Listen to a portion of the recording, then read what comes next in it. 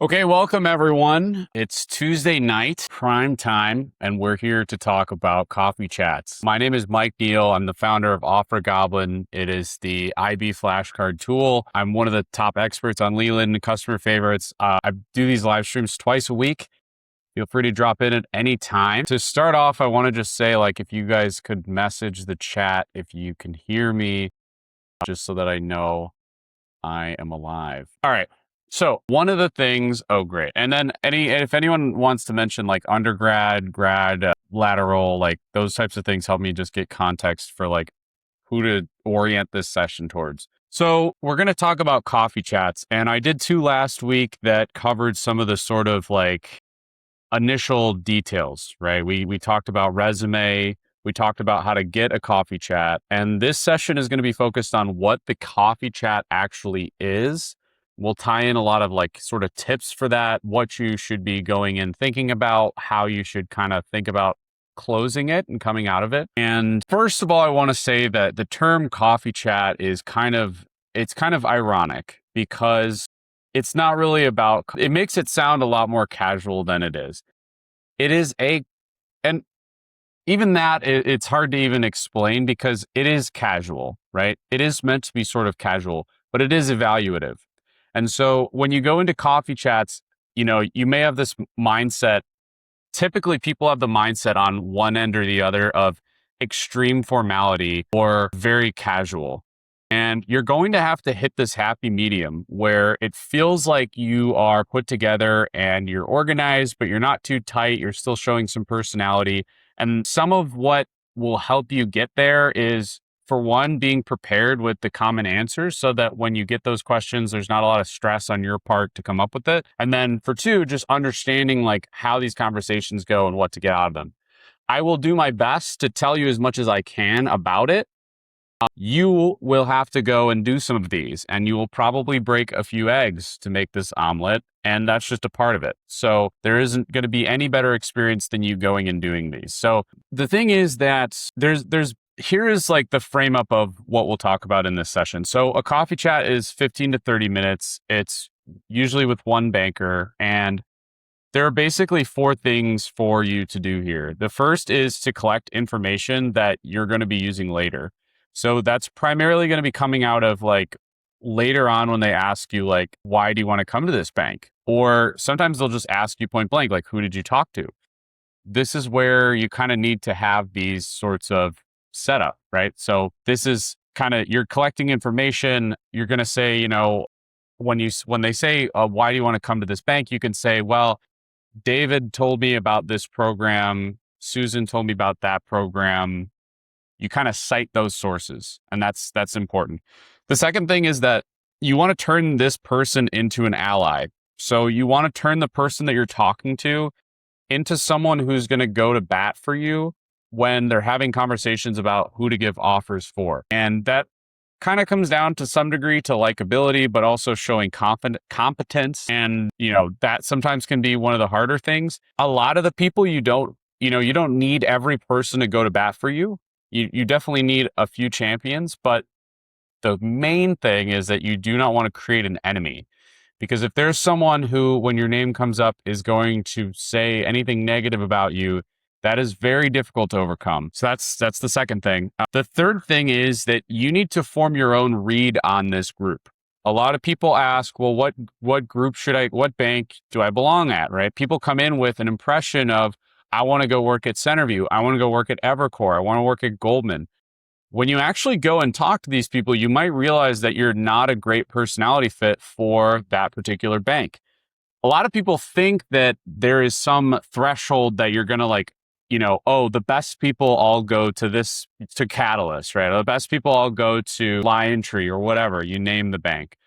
The reality is that there's actually more of a sorting and fitting process that goes on. There is different banks have different bars for different aspects, but there's a lot of personality fit that goes into it. And in this third step, which we're going to talk more later, you are getting your read on what that vibe is and whether you fit that vibe. And then the last thing is that you want to leave with a name, another lead, if you can, another person that you can talk to so that you can kind of continue to expand your presence at that bank. And there's, this is just the outline of what we're going to talk about today. So to summarize, it's information, an ally, a read, and a lead. So that is kind of what we're going to look at coffee chats as. So the other thing is, like, notice what's not on there, right? You're not asking for a referral right off the bat. You're not asking for, you don't really, you can ask for advice in the capacity that it helps aid conversation, but like, it's not like the goal is like, hey, how do I get an offer? What do you guys look for? Like, how do I show, like, what, you kind of want to avoid that. What you want to kind of do is position yourself to some degree as a peer, a respectful peer, I would say. So a little housekeeping now. I am Michael. As I mentioned, I'm the founder of Offer Goblin. It is the flashcard tool that you can use to train for technicals primarily. If you go make an account there, you'll get on our newsletter. I'm on YouTube, Instagram, TikTok, LinkedIn, all of that. So you can come and find me on those. I'm one of the top experts and top coaches top expert and customer favorite on Leland in investment banking. I'm ex-Centerview, ex-U Chicago, MBA and Masters of Computer Science, and see if there's any other accolades to come up with.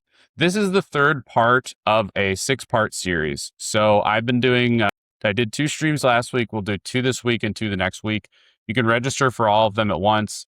2 of them are recorded on the Leland page. I might release those on YouTube. We'll see. And lastly, you could put your questions in the chat if you have any questions as we go along. It does help to kind of fill in the blanks for people, because if you have a question, usually other people have the same question. Feel free to do that. Last thing is, you can book a intro call. You can just book a call with me if you have any like very specific questions, and we can talk through them. Okay, so first thing to talk about here is what the call is actually for. So Thursday, we talked about how to actually get the meeting on your calendar. And so tonight, we're going to assume that you're in, right?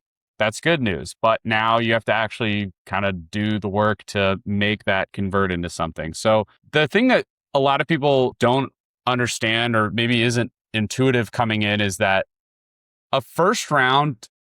getting a first round interview is typically like already decided by the time that applications and things are submitted, because the first round is going to come from who has had coffee chats. So the group is going to get together. They're usually, if you're at a target school, and even often if you're not, they'll get together and they'll kind of decide like, okay, well, who do we want to give a first round to? And that's where those sorts of coffee chats pay dividends. And they do keep a tracking list of, who they talk to. If you've made a good impression, I think I don't know that everyone does that, but I know that at Centerview, when I got in, I looked up my name and I found like the Excel sheet with like all the like tracking and of candidates and stuff, which I imagine that most places will do that. So when they're having that conversation about who's going to get first round, you really need your name to come up. And that's kind of what we're trying to build on this call. So here's kind of the 2 like axial issues that people run into with coffee chats, is that they are either way over prepared. And so it seems very almost robotic and rigid. It doesn't feel like you kind of lose on likability. It doesn't seem like someone that they can connect with, or you're extremely casual and it's just very it's very off-putting that you're being so informal and almost impolite. So the way to kind of work this is that you want to rehearse your story and the sort of details that you're going to say enough times that it appears kind of natural. So you reach this middle of like a friendly, professional conversation, and you're sort of cheerful, positive, and prepared, but you're still a little bit friendly. And so I'll tell a little story here about one of my close friends in the recruitment process who is from Korea, and he has experience in private equity. He's one of the most technically savvy people in our recruiting class, but partially due to the language barrier and partially due to his own perception of what the process should be like, he was extremely formal in coffee chats. He was very rigid, and that didn't really do well for him. He kind of realized later on in the process, like, oh, I need to just loosen up and be myself, because he's a funny guy. He's charming and all of that. And so he started to loosen up, and he started to kind of recruit again. He ended up doing a private equity there's like a private equity lab thing in MBA. So he was able to land one of those, and he was just able to do a lot better in the process. Right. So that's an example of someone who I think came in with a very rigid mindset and ended up realizing that, like, hey, I am having a conversation. Like, this is a conversation I'm having. I need to be friendly. I want to kind of like be charming and relaxed enough to be engaged. So, another tip about how to be more engaging in coffee chats is that you should have enough mock coffee chats that you're just sort of comfortable, like you're ready to roll with it. And if you're doing like an MBA program, for example, the second years will typically do like sort of a mock coffee chats with you. And that's a good way for you to kind of like get rolling. But you could also do that among your peers. Really, anyone could do that among their peers. Try to do like a full proper simulation, because a lot of times when people will do like a mock interview or a mock coffee chat, they won't really act how they would act in the coffee chat. So I would recommend that you really go all the way with it. Like, I don't know that you want to like put on a suit and go through all of that, but really put in the effort to actually sound like how you would sound like in the coffee chat. That type of thing will help you a lot. So another detail about the other detail about kind of winning that person over, and just to reframe like where we are in the discussion, like this is kind of like still on like the what is this chat actually all about, right? And I think you maybe one of the ways that I like tried to think about it in my head was like, could I see myself being friends with this person? Is there a way that I can like talk to this person that we could become sort of professional colleagues and friends? You'll find as you go through this, though, there's like this kind of barrier where it's like you can't be like super casual with them, but you should come out of this with like some friends and some people that maybe you would talk to. That would be kind of the ultimate outcome. Any questions up front? I think that kind of frames up like the actual like purpose of it, I guess, and kind of where what the call is actually for. If there's any questions, otherwise the next thing to talk about is actually getting into the call itself. Okay, so into the call itself. So most of the time the call will go a very similar way, and there's a little bit of variance depending on the level, depending on the company. Those things, of course, will range. The first 5 minutes are almost always exactly the same, and it starts with something like, "Tell me about yourself." And it can be said in many different ways, but pretty much always that introductory question. You should be saying tell me about yourself. And you will get that question sometimes in ways that you don't expect. So for example, I had a Morgan Stanley interview. I think it was a second round interview. And the first thing the guy said is, why banking? And that totally threw me off, because I had those as separate in my mind. And what my why banking answer sort of depended on my tell me about yourself. And because of that, I really stumbled on like explaining it. And what I realized afterwards was like, well, actually, you could take the why banking question and just give them your tell me about yourself. Like, yeah, well, I started out here, I was doing this, I realized I wanted to do M&A, so I did these 10 things, and now I am applying for MBA, and now I'm, trying to become a banker. So generally, that first 5 minutes, what you want to get done there is for you to say your tell me about yourself, and for them to say their tell me about yourself. And it can happen either that, you ask them, hey, well, I'd love to hear more about you, and then I can tell you more about me. Sometimes they'll lead that conversation, but you really want to get into that piece of it. If they take the conversation elsewhere, you don't need to force it. Sometimes if, you're having a good conversation, you don't need to necessarily force that initially, but like I would say, typically you're going to come in and state that. So the next thing is, and also I guess tied into these first 5, sometimes there is a little bit of small talk. That's actually probably the most common thing, is that it doesn't open up with, tell me about yourself. It's, hey, how's it go? Hey, Michael, how's it going? Oh, good. you should, it's a good idea to have, like, when I was going through the recruitment process, I kind of had some things that I would say in that opening, because I knew that they would say, like, how's it going?